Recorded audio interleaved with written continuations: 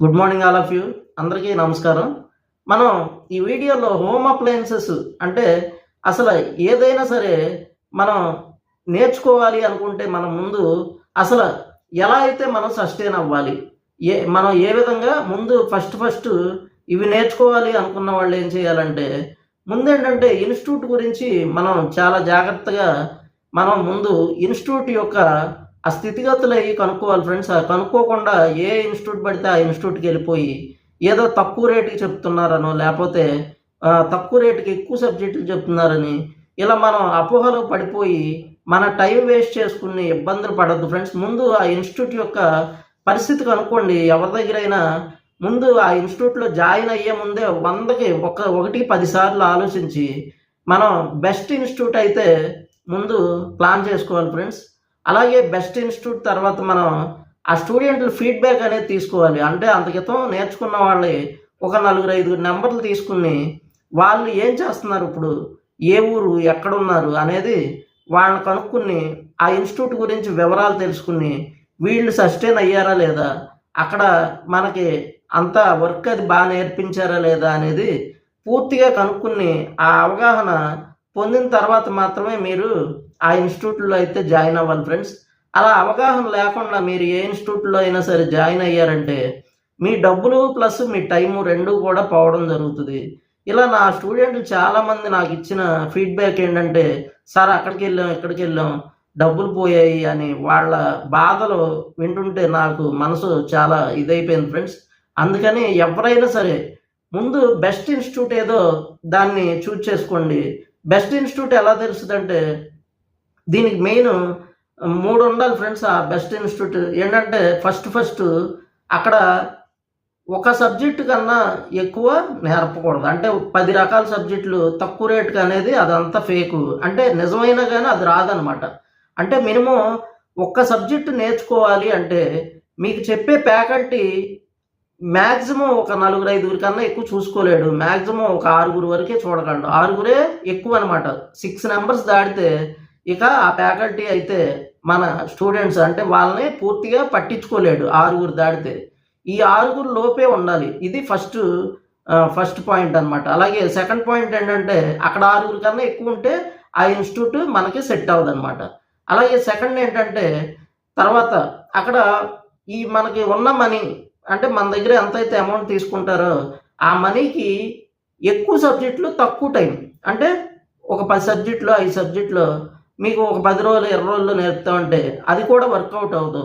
ఎందుకంటే ఒక్క సబ్జెక్ట్ నేర్చుకోవాలి అంటే కనీసం అంటే మినిమం ఏదన్నా ఒక వాషింగ్ మిషన్ రెఫ్రిజిరేటర్ వేసి తర్వాత ఎలాంటి అంటే ఒక మ్యాక్సిమం ఈ అప్లయన్సెస్ అన్నీ నేర్చుకోవాలంటే కనీసం 15 రోజులు ఉదయం నుంచి సాయంత్రం వరకు కష్టపడితే కానీ అది కూడా 5-6 కన్నా ఎక్కువ ఉంటే ఫ్యాకల్టీ పట్టించుకోలేడు. అలాంటి దాంట్లో 15 డేస్ అంటే 15 డేస్లో ఒక 2-3 రోజులు ఎలాగో పోతాయి. వీక్ ఆఫ్లని తర్వాత మన అవి ఇవి బయట విషయాలన్నీ చెప్పుకుంటే పోతాయి. మనకేంటంటే ఖచ్చితంగా ఒక సబ్జెక్టు నేర్చుకోవాలంటే 10-12 రోజులు పక్కా ఫ్రెండ్స్. అది కూడా ఆ 12 రోజులు మీరు నేర్చుకున్న తర్వాత మళ్ళీ వెళ్ళి మీరు ప్రాక్టీస్ అన్నీ ఒక 45 డేస్కి కానీ మీరు పూర్తిగా సస్టైన్ అవ్వలేరు. మీరేంటంటే ఒక్క సబ్జెక్టు 10 సబ్జెక్టులు ఒక నెలలో మనం నేర్చుకోలేము ఫ్రెండ్స్. అది ఇంపాసిబుల్ అనమాట.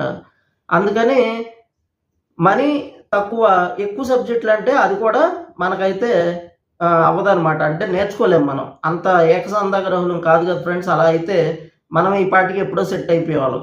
తర్వాత మూడోది ఏంటంటే మోస్ట్ ఇంపార్టెంట్ ఏంటంటే ప్రాక్టికల్స్ ఫ్రెండ్స్. ఏ ఇన్స్టిట్యూట్లో అయినా సరే 100% ప్రాక్టికల్స్ ఉండాలి. ఎందుకంటే మనకి ప్రాక్టీస్ చేయించాలి. మనం 100 మోడల్స్ చూడక్కర్లేదు ఫ్రెండ్స్. ముందు దాని బేసిక్ థియరీ తెలియాలి. అంటే ఏదైనా ఒక వాషింగ్ మిషన్ ఉందంటే దాంట్లో ఎన్ని రకాలు ఉన్నాయి, ఆ రకాలని మనం ఎలా రిపేర్ చేయడానికి కావాల్సింది కనీసం ఇప్పుడు ఒక టాప్ లోడ్ ఉంది. టాప్ లోడ్ వాషింగ్ మిషన్ మీద ప్రాక్టీసు, తర్వాత ఇన్వర్టర్ మోడల్ మీద ప్రాక్టీసు, అలాగే ఫ్రంట్ లోడ్ నాన్ ఇన్వర్టర్, తర్వాత ఫ్రంట్ లోడ్ ఇన్వర్టర్, ఇలా తర్వాత మనం ఇలా ఏసీలు అయినా రెఫ్రిజిరేటర్లు అయినా అంతే. ఒక సింగిల్ డోరు నార్మల్ది, తర్వాత ఇన్వర్టర్ది, ఇలా మనం అలాగే ఒక డబుల్ డోరు, ఇలా ఏంటంటే దాని బేసిక్ ప్రాక్టీస్ అనేది ఉండాలి. ప్రతిదీ కూడా ఏసీల్లో రెఫ్రిజిరేటర్ మన బ్రేజింగ్లు కానీ ఇలాంటివన్నీ కూడా కంప్లీట్ ప్రాక్టీస్ అనేది చేయించాలి. ఏదైనా ప్రాక్టికల్ చేయిందే రాదు. బాగా గుర్తుపెట్టుకోండి. చూస్తే రాదు, చేస్తేనే వస్తుంది.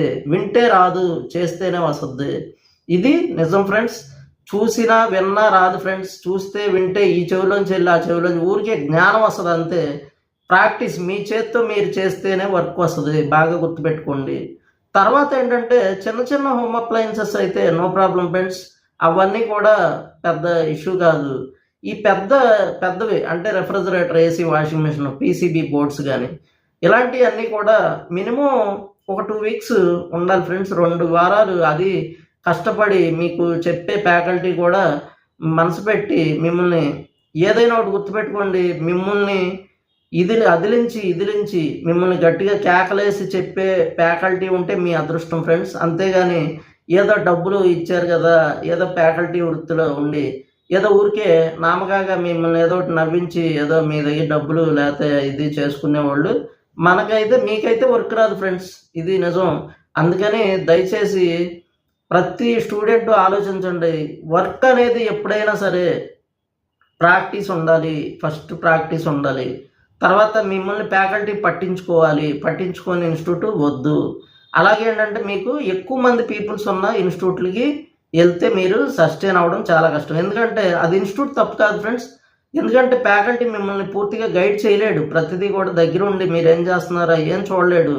ఉదయం నుంచి సాయంత్రం వరకు మనల్ని ఫ్యాకల్టీ పట్టించుకోవాలి. కనీసం అది 4 అవర్స్ అన్నా 5 అవర్స్ అయినా సరే 5-6 గంటలు మన ఫ్యాకల్టీ పట్టించుకుంటే మనం ఖచ్చితంగా సస్టైన్ అయిపోతాం ఫ్రెండ్స్. ఇదంతా నా అనుభవం ఫ్రెండ్స్. ఈ 24 ఇయర్స్ నుంచి నేను ఎంతోమందిని చూసి నా అనుభవాన్ని మీకు చెప్తున్నా. అలాగే ప్రతి ఒక్కరు కూడా మనీ దాచుకోండి ఫ్రెండ్స్. ₹1 అనేది వెనకేసుకోండి. లేకపోతే మీరు పేదవాళ్ళుగా మిగిలిపోతారు. ఖచ్చితంగా డబ్బులు మాత్రం మీరు వచ్చే ₹100లో ₹10 దాయాలి ఫ్రెండ్స్. ₹90 మీరు ఖర్చు పెట్టుకోవాలి. ₹100 సంపాదించారు అంటే ₹10 దాసేయాలి. ఇక అందులో ఎటువంటి మార్పు ఉండకూడదనమాట. ఆ ₹10 మీరు దాయిపోతే మీరు ఎప్పటికీ పేదవాళ్ళ మిగిలిపోతారు. అది బాగా గుర్తుపెట్టుకోండి ఫ్రెండ్స్. మీరు రిచ్ అవ్వాలి అంటే 100కి 10 దాయండి చాలు. మీరు సంపాదించిన ₹100లో ₹10 నెలకి మీరు రోజు ₹100 సంపాదించారనుకోండి ఫ్రెండ్స్. ₹100 సంపాదిస్తారు. నెలకు 30 డేస్ 3000 సంపాదిస్తే మీరు 300 దాయండి చాలు కనీసం. అది అంత తక్కువ. కనీసంలో కనీసం అనమాట అది. మీరు 3000తో మీరు బతకలేరుగా ఫ్రెండ్స్. మీరు 20,000 30,000 సంపాదిస్తారు కనీసంలో కనీసం. అందులో మీరు ఒక 3-4 వేలు పక్కన దాయగలిగారంటే ఎప్పుడూ ఒకటి గుర్తుపెట్టుకోండి. దాస్తానని బ్యాంకుల్లో వాటిల్లో ఇటు పెట్టద్దు.